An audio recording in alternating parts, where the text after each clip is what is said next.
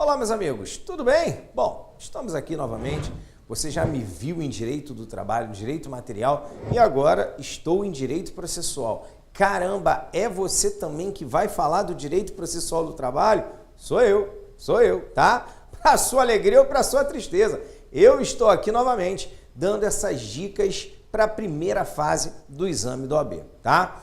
Bom, o processo do trabalho é um processo bem objetivo, é um processo que, para efeito da prova de vocês, ele pode não ter a mesma intensidade de trabalho, direito do trabalho, pelo menos o histórico das provas anteriores vem sendo assim, né?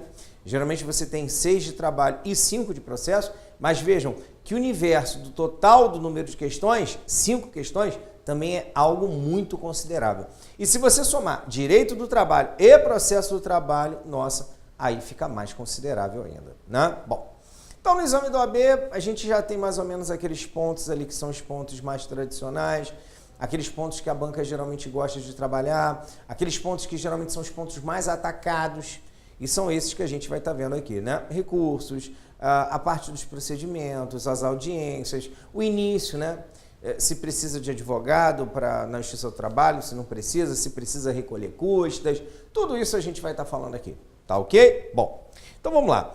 Uma das grandes situações que ultimamente vem acontecendo, ou pelo menos vem se pensando, na lógica e na ordem do novo processo do trabalho. Por que novo processo do trabalho? Porque nós tivemos uma instrução normativa, nós tivemos uma lei e o principal, tivemos o CPC. E aí todo mundo fala, né? Caramba, o CPC causou algum impacto? Será que o Código de Processo Civil de 2015 trouxe algum impacto para o processo do trabalho? Trouxe, né? Não tem jeito. Como é que eu estudo o processo do trabalho? Aqui, ó. Eu venho com a CLT, não tem jeito, né? Tem que estar debaixo do braço. Eu também estudo a Constituição Federal, logicamente, principalmente naquela parte de organização da Justiça do Trabalho. Você tem a Constituição Federal sendo ali um dos elementos mais importantes, né, para você, tá? Em outras situações também. Mas naquela parte ali do 114, do 111 até o 116, muita importância a Constituição Federal, né? Bom, além disso, olha ele aí, ó, CPC, Código de Processo Civil, que tem aplicação subsidiária e supletiva ao processo do trabalho. Isso também é importante, né? Você hoje tem a instrução normativa número 39 de 2016, que é uma instrução normativa, logicamente, aqui que a gente deve ter um certo cuidado, uma certa atenção, porque ela traz quais os pontos do novo CPC serão aplicados ao processo do trabalho, tá? E, claro, também, óbvio, né? Não podia ser diferente, não posso deixar de falar aqui das famosas súmulas e orientações jurisprudenciais. As súmulas e orientações jurisprudenciais do TST, né? Aquelas situações que a gente efetivamente não pode esquecer de jeito nenhum. A gente sabe que a CLT é de 43, né? Então, assim, um diploma processual, por mais que a CLT não seja só processual, ao contrário dos outros direitos em que você tem, por exemplo, um Código Civil e um Código de Processo Civil, um Código Penal e um Código de Processo Penal. Aqui não. Aqui você tem a CLT. E a CLT é dividida em direito material do trabalho e em direito processual do trabalho. Então essa é uma situação aqui que, lógico, a gente também não pode desgarrar, né? A gente não pode esquecer. Então, por força até do seu tempo, muitas situações dentro da CLT praticamente não seriam mais aplicáveis à prática, né? Eu não teria como mais aplicar algumas situações na prática e, por força disso, o que eu acabo, aqui no caso, fazendo, o que eu acabo trazendo? As súmulas e OJs que complementam muitas situações. Se elas tiverem aquele papel super importante lá no direito individual, no direito processual, elas também vão ter, tá? Então, olha aqui, ó, para eu estudar o processo do trabalho, eu pego CLT, Constituição Federal, CPC, Instrução Normativa, súmulas e OJs, ufa, é coisa pra caramba, mas se a gente parar para pensar, é só esquematizar a forma de estudar, é só saber efetivamente o que estudar que a gente consegue obter lá os 5 pontos na nossa prova, né? Se forem 5 questões de processo, você vai lá e acerta as 5. E um ponto principal é que o nosso objetivo aqui é esse, tá? O objetivo não é você aprender o processo do trabalho para sair dando consulta, até porque muitos aqui nem vão fazer segunda fase em processo de trabalho. Mas a ideia não é essa. A ideia é matemática. Prova da OAB é matemática. Se são 5, eu quero acertar as 5 para juntar, para eu somar pelo menos lá os 50% para eu conquistar a minha aprovação, tá? E aí quando a gente fala em processo do trabalho, como a gente começa a disciplina, não tem como ser diferente, né? Eu tenho que pensar primeiro onde eu vou buscar, e aí eu vou buscar na CLT. Só que quando eu vou buscar na CLT, como eu falei a você, nem sempre a CLT traz todo o regramento de forma completa, e por falta do regramento de forma completa, eu acabo fazendo uma aplicação do direito processual comum. Aquela situação que a gente sempre prestou atenção e sempre aprendeu e sempre ouviu na graduação, né? Que quando você vai lá na CLT e não enxerga uma regra para a resolução de um conflito, você aplica de forma subsidiária o CPC, né?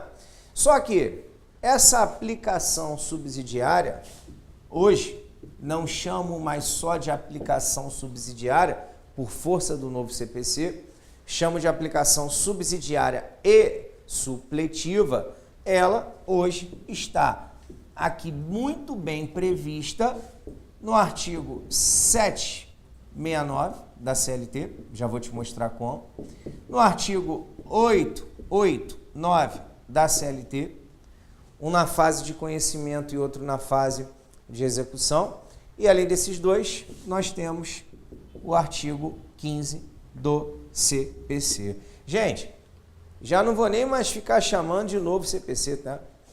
O CPC de 2015 já é uma realidade. Então hoje, por exemplo, eu não preciso nem, em regra, ficar confrontando os dispositivos do CPC de 73 com o CPC de 2015. Isso até era válido quando eu ainda não tinha, no caso, o vigor aí, a vigência do CPC de 2015. Agora, a gente já pode ir direto ao artigo, já pode ver a regra e já pode ver como hoje isso se aplica, tá? Bom, o que acontece? Eu tenho um conflito trabalhista e para resolver esse conflito trabalhista, o que aconteceu? Nós fomos lá na CLT, tá? Só que quando eu fui na CLT, o que aconteceu? A CLT, ela tinha omissão e ela tinha também, aqui no caso, né, uma necessidade de aplicação de uma regra para suprir essa omissão.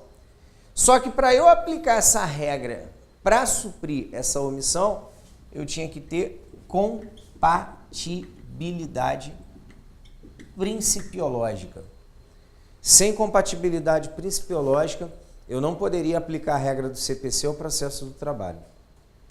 Então vejam, CLT omissa a regra e a que eu pretendo aqui aplicar, ou seja, a regra do CPC é uma regra compatível. Opa, sinal verde, posso aplicar a regra do CPC por força do 769, que hoje é combinado com o artigo 15 do CPC, tá? Só que essa aplicação subsidiária direta do Código de Processo Civil ao processo do trabalho, essa é uma aplicação, aqui no caso, que nós temos na fase de conhecimento. Na fase de conhecimento é que primeiro eu passo pela CLT. Se eu encontrar omissão ou obscuridade, aí eu vou para o CPC. E aí sim, no CPC, na fase de conhecimento, eu tenho o mesmo como, aqui no caso, uma fonte direta subsidiária. Vejam que eu não tive que trilhar outro caminho. Eu fui direto da CLT para o CPC. Já vou te explicar daqui a pouco até por que eu estou falando isso. Agora, isso é interessante? Claro. É bacana? Lógico. Tem exemplos? Muitos. Nós temos um caso que é latente no direito e no processo do trabalho, que já foi tema, inclusive, de peça em segunda fase e tudo mais, que é a ação de consignação em pagamento. Se você parar para pensar na ação de consignação em pagamento, ela é uma ação super interessante que os empregadores se utilizam e devem realmente se utilizar para evitar eventuais multas, só que a ação de consignação em pagamento não tem previsão na CLT. Então, olha aqui, ó, eu marquei com o meu empregado para ele receber a verba hoje, no 10º dia, e o meu empregado, por exemplo, me ligou dizendo que não ia poder receber porque ele estava com mal-estar. Aí eu pergunto, pô, mas que tipo de mal-estar é esse? Ah, eu tô sem vontade de sair de casa. O que é isso? Você não tem vontade de sair de casa e aí eu vou ter que te pagar e ponto final? Ele é. Só que só vou receber daqui a 2 dias. Aí no final ele ainda fala assim, ó, e eu já conheço a regra de que se não pagar até o 10º dia, paga com multa, hein? Eu vou querer mais um salário quando eu for receber. Olha isso. Eu marquei para ele receber no 10º dia. O empregado me liga dizendo que não vai receber no 10º dia porque simplesmente ele não quer levantar, está com preguiça, diz que é mal-estar. Diz que vai receber daqui a 2 dias, ainda fala, olha, eu quero a multa, que é a multa de um salário contratual. Pera lá, o seu empregado. Eu não vou ficar na mão desse cara. O que eu vou fazer então? Vou consignar em pagamento. Já que aqui era o último dia do prazo de pagamento, e esse cara simplesmente disse que não iria no 10º dia, eu vou oferecer uma ação de consignação em pagamento. Aí eu fui na CLT buscar a previsão acerca da ação de consignação em pagamento. Achei? Não, não achei. Bom, então eu já tenho o quê? Omissão. Se eu já tenho omissão, o que eu tenho que enxergar agora? Se eu tenho compatibilidade. Essa regra da ação de consignação em pagamento pode atrapalhar, pode infringir algum princípio basilar do processo do trabalho? Não. Essa regra não seria incompatível. Então eu vou no CPC e trago a aplicação da regra para o processo do trabalho. Tá? E, gente, eu poderia ficar aqui até o final do curso falando de exemplos de aplicação do CPC no processo de trabalho, que é muita coisa, né? Agora, posso te dar uma dica? E eu acho que eu não vou errar. Geralmente, as bancas querem algo um pouquinho diferente. Como assim, Leandro? As bancas querem algo um pouquinho diferente. É simples. As bancas, no final das contas, podem virar para vocês e não querer saber quais são as regras que são aplicáveis, mas sim as regras que não são aplicáveis. As regras que não se aplicam. Legal. Então pode ser que a banca queira uma regra que não se aplique. Tipo, me dá um exemplo aí, Leandro. Vou botar 2 aqui no quadro, hein? Vou colocar aqui, ó, artigo 219 do CPC, tá? Esse é o primeiro. E o outro, artigo 229 do CPC, tá? 219 e 229. Vamos lá, vou te dar aqui 2 exemplos. Olha só. Vamos supor que tenha acontecido o seguinte. No processo do trabalho, foi proferida uma sentença, e dessa sentença caberia recurso ordinário. Dessa sentença caberia recurso ordinário, em que a parte teria 1, 2, 3, 4, 1, 2, 3, 4, 1, 2, 3, 4, 5, 6, 7, 8 dias. Então a parte teria 8 dias para recorrer, tá? A publicação da decisão se deu numa quarta-feira, que era um dia útil. Contagem de prazo processual, você exclui o dia do início e inclui o dia do vencimento. Então, se publicou na quarta, começa a contar na quinta, tá vendo? Quinta, sexta, sábado, domingo, segunda, terça, quarta, quinta. Na quinta-feira é o último dia para a interposição do recurso. Pergunto, hoje, com o novo CPC, o último dia para a interposição do recurso realmente vai ser na quinta-feira? Será que o último dia vai ser na quinta-feira? Vai. O último dia para a interposição do recurso vai ser na quinta-feira. Leandro, não entendi. Por que você está falando isso? Isso é tão lógico. Isso é tão comum. É tão lógico, é tão comum, mas se você for pegar a regra do CPC, agora a contagem se dá em dias úteis. Você realiza a contagem em dias úteis e, por exemplo, se fosse lá no CPC, que lá os prazos são diferentes, você fatalmente não teria o término do recurso na quinta-feira. Você teria o prazo, o término do recurso mais para frente, porque nessa meiuca seriam desconsiderados os dias que não são úteis. Aí muito se questionou, sabe? Se no processo do trabalho essa regra ia ser aplicada.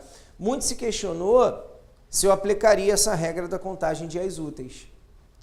Só que aí vem o TST e diz o seguinte, olha, o nosso processo é célere. No nosso processo, a gente busca verba de natureza alimentar, né? É alimento que está se buscando. Então, não dá para tornar o processo mais moroso, ele tem que continuar sendo célere, tem que continuar sendo ágil. O que a gente faz, então? Não aplica a regra do 219 do CPC ao processo do trabalho. E por quê? Primeiro, porque na CLT tem regra própria a respeito, que é do artigo 775. O que diz o artigo 775 da CLT? O artigo 775 diz que os prazos aqui, no caso, no processo do trabalho, são contínuos e irreleváveis. São contínuos e irreleváveis. Pouco importa se tem ali no meio, sábado, domingo, feriado, o que seja, tá? Então já tem regra própria. E mais, aplicar a regra do 219 do CPC ao processo do trabalho não ia fazer com que o processo ficasse mais célere. Pelo contrário, iria fazer com que o processo ficasse mais demorado, o que é incompatível. Por força disso, por uma força assim, em primeiro momento lógica, não aplico o 219 do CPC. Tá?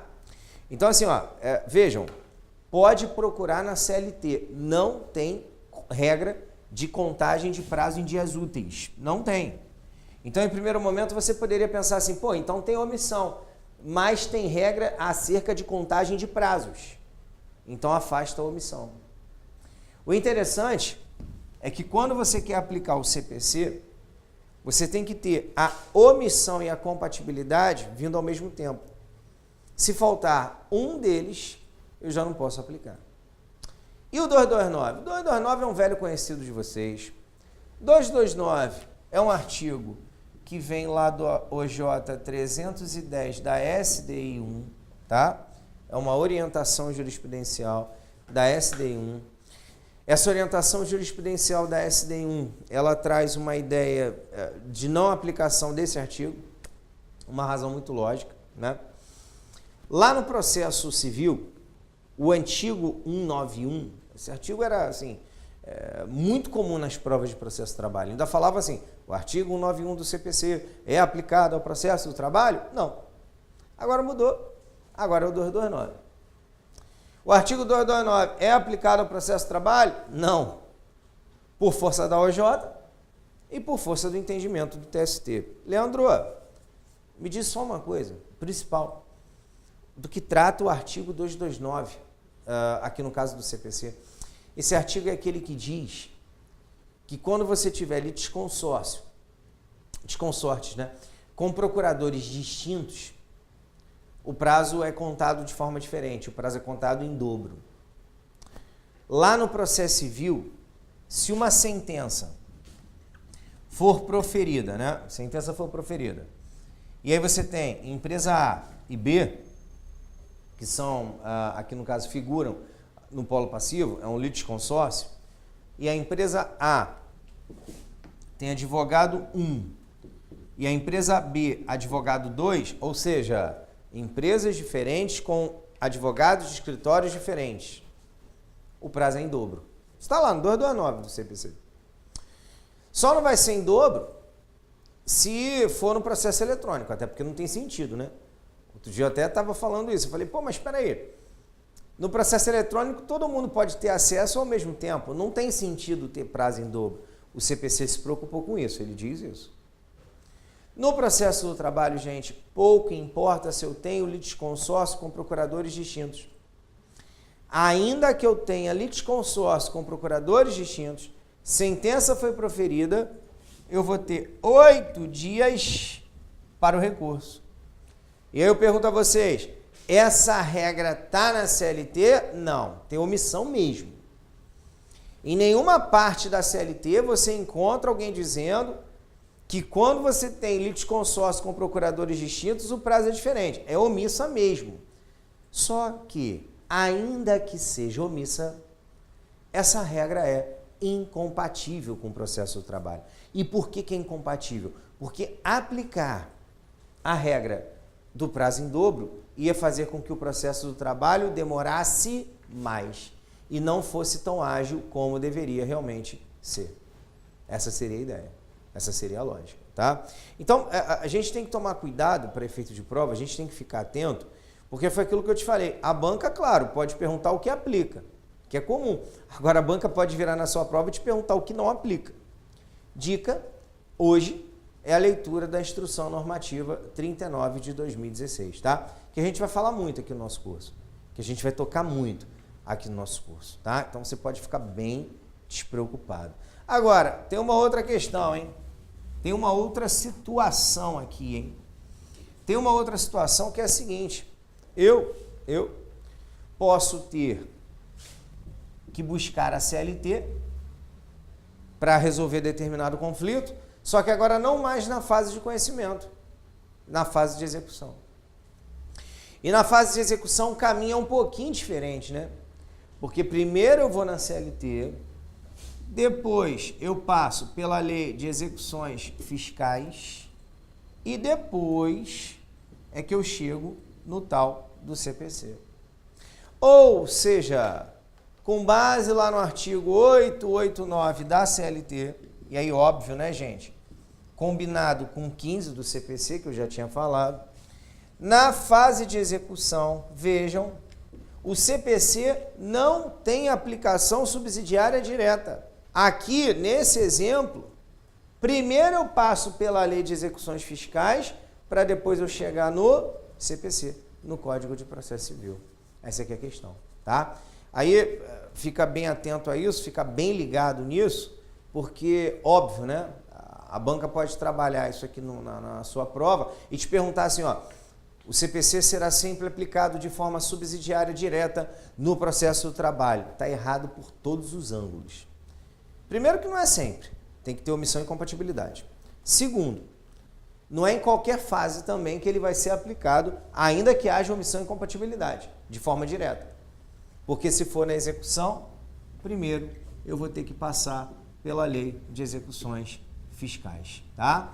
Então, seria essa a ideia, seria essa a lógica que eu teria que ter a respeito dessa situação, a respeito dessa questão.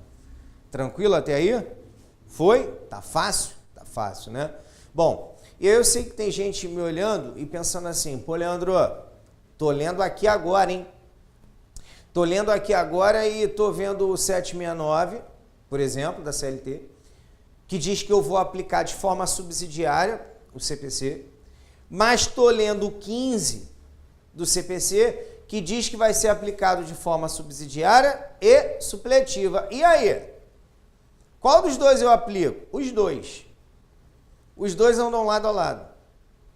Inclusive, a própria Instrução Normativa 39 de 2016 diz que eu vou aplicar tanto, aqui no caso, o 769, como o 15 do CPC. Hoje, a ideia é que você não aplica mais o CPC só quando haja omissão normativa, por exemplo, e você vai lá. No CPC não. A ideia é que a aplicação também é supletiva, ou seja, uma aplicação complementar, sabe? Você pode aplicar a regra do CPC quando ela complementar algo, por exemplo, que esteja previsto na CLT. Essa seria a ideia da aplicação supletiva, tá? Então, legal. Esse é o processo do trabalho que você vai estudar. Esse é o processo do trabalho que a gente está falando e que já pode ser questão de prova. Um monte de coisa aqui que eu já coloquei já pode cair na sua prova. Agora, o processo de trabalho tem um conceito, né? Ele tem uma ideia basilar, né? O que seria esse tal de processo? Eu costumo dizer ao pessoal o seguinte, e para não ter dor de cabeça, e para raciocinar, ainda que seja uma questão, vamos dizer, decoreba, pô, você raciocinando, as coisas vão ficar mais fáceis. O direito do trabalho é aquele instituto onde você conseguiu enxergar todas as regras, todos os direitos, tudo aquilo que é estendido ao empregado. Por exemplo, se o empregado trabalhar mais de 8 horas diárias, ele vai ter direito, aqui no caso, a 1 hora extra. Se o empregado trabalhar no período de 22 às 5, vai ter direito ao horário noturno. E por aí vai, né? Só que, por vezes, o empregador não cumpre o que está previsto na lei. Não paga hora noturna, não paga hora extra, não paga ao empregado uma eventual gratificação. E aí não tem jeito. O direito que ele tinha, o direito material que ele tinha, não foi cumprido. E aí o que faz, nesse caso, o empregado? O empregado ajuiza uma reclamação trabalhista e essa reclamação trabalhista vai servir ali para que ele busque seu crédito, seu eventual direito. Bom, o que eu quero dizer com isso? O direito material está aqui. Só que às vezes o direito material, ele não consegue ser, no caso aqui, priorizado, né? Ou ele acaba não sendo cumprido como deveria. Então eu tenho o direito processual que nada mais é do que a controvérsia acerca do direito material. Ou seja, se eu trabalhei mais de 8 horas diárias, eu tinha que receber hora extra. Se eu não recebi hora extra, eu vou na Justiça do Trabalho buscar a minha hora extra. E como eu vou na Justiça do Trabalho? Com as regras previstas no direito processual do trabalho. O direito processual do trabalho, ele nada mais é do que o próprio direito material, só que controvertido. Aí é o nosso estudo. Reclamação trabalhista, ajuizada, seja ela pelo procedimento ordinário ou sumaríssimo, a gente vai ver também a questão do sumário. Aí marca audiência, testemunha, presença das partes, né? Atraso, por exemplo, atraso é uma coisa super interessante, porque para todos os efeitos, no processo de trabalho, as partes não podem atrasar de forma injustificada, né, gente? Se o cara consegue atrasar de forma justificada é outra coisa. Agora, de forma injustificada, a parte não pode atrasar. Então, se a parte chegar atrasada, se for reclamante, arquiva o feito. Se for reclamado, a gente vai ver, revelia. Tudo isso dentro do processo. Aí você vem com todo o percurso, chega a instrução, audiência, o juiz vem e profere a sentença, depois da sentença cabe recurso, não sabe se a parte vai recorrer ou não, até que chegamos geralmente na famosa execução, né? Então, assim, é um processo com muitos detalhes, com muitas situações, tá?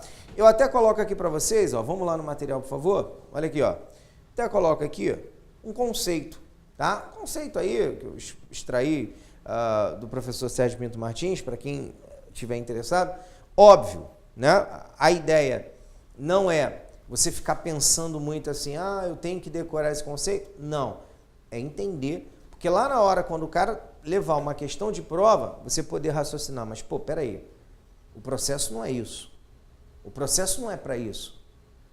O juiz não pode, por exemplo, ser parcial, ainda que em favor do reclamante. No processo de trabalho eu também tenho imparcialidade. Esse é o raciocínio. E, vamos voltar lá, aqui, ó. A aplicação do CPC, está tudo no seu material, não é novidade nenhuma. E nós vamos começar a falar a respeito de peculiaridades, tá? A gente, no próximo bloco, vai começar a falar a respeito de algumas peculiaridades aplicadas no processo de trabalho e que tornam o processo de trabalho um pouco diferente do processo civil. E o que eu posso te dizer? As bancas adoram as regras da diferença, tá? E essas regras da diferença, obviamente, serão aqui estudadas. Forte abraço para você, ótimos estudos. Daqui a pouquinho a gente começa a falar do ius postulante e vamos embora, hein? É processo do trabalho pra caramba aqui ainda pra gente estudar. Forte abraço. Tchau, tchau.